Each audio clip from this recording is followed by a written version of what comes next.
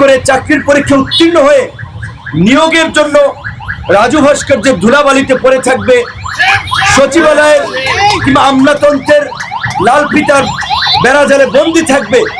এই যে অমানবিকতা, এই যে এই গণ আন্দোলন, এই ছাত্র যুবক তরুণদের আন্দোলনের সাথে প্রতারণা এবং বেইমানি আমরা এই সরকারের কাছ থেকে অন্তত এই যে প্রত্যাশা করি না।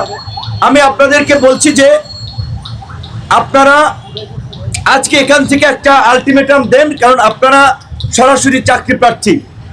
সেটা যদি বাস্তবায়ন না হয়, আপনাদের এইখানে যারা এসেছে, আপনাদের সাথে যারা একাত্মতা পোষণ করেছে, তাদের সহ প্রয়োজনে আমরা মন্ত্রণালয় ঘেরাও আপনারা করবেন, আমরা আপনাদের সাথে থাকবো।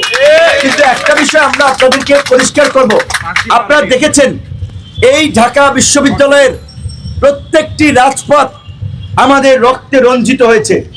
আমরা কোনো টেন্ডারবাজি দখলবাজি করতে এসে এই রক্তে ঝরাই নাই, কারো মাথায় বাড়ি দেই নাই, কোনো হল দখল করতে যাই নাই।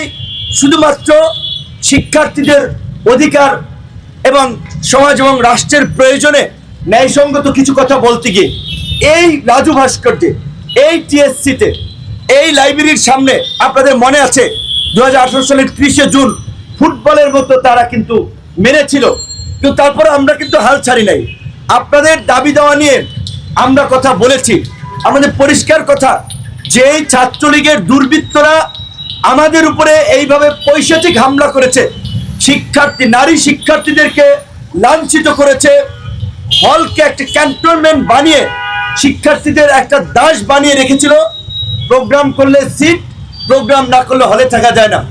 সেই ছাত্রলীগ সংশ্লিষ্ট কেউ, তাদের বিষয়ে কিন্তু আমাদের সমর্থন নাই, তাদের বিষয়ে আমাদের কোনো সহানুভূতি নাই।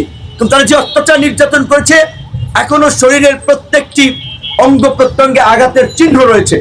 2018 সালের লাইব্রেরির সামনে হামলা সহ 22 সালে আপনারা দেখেছেন এই ডাকসু ভবনে হামলা, 2023 সালের 4 আগস্ট এখানে হামলা, চাবির রিং দিয়ে আমার চোখে আঘাত করেছিল, কানের মধ্যে আঘাত করেছিল। আমরা সেগুলো মামলা করি নাই, সেগুলোর মামলা প্রসেসিং। ছাত্রলীগের সরাসরি পদধারী যারা আছেন তারা ব্যতীত আমাদের অন্যদের চাকরিতে আমরা পুনর্বহালের জন্য, বিসিএস এর সুযোগ দান করার জন্য সরকারের কাছে আমরা আবেদন জানাই এবং তাদের চাকরি ফিরে পেতে তাদের সমস্ত কর্মসূচি এবং আন্দোলনের সাথে আমরা থাকব।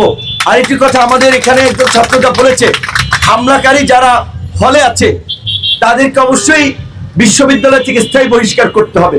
আমরা এতদিন আপনারা দেখেছেন পরিষ্কার কথা যে আমরা বলেছিলাম যে এই সরকারের বিরুদ্ধে যখন ধারাবাহিক নার্সরা আন্দোলন করছে, শিক্ষকরা আন্দোলন করছে, তখন আমরা শুরুর দিকে আন্দোলন করতে নিরুৎসাহিত করেছি। আমরা বলেছিলাম একটা নিউ গভর্নমেন্ট ফর্ম হয়েছে, তাদেরকে 4 থেকে 5 মাস সময় দেন, তারা স্টেবল হোক। তো আমরা সেই সময়ে আন্দোলন নিরুৎসাহিত করেছি, কিন্তু দেখা গেছে যে অনেকে পরবর্তীতে রাজপথে আবার নেমেছে, কারণ সরকার তাদের কথা রাখে নাই।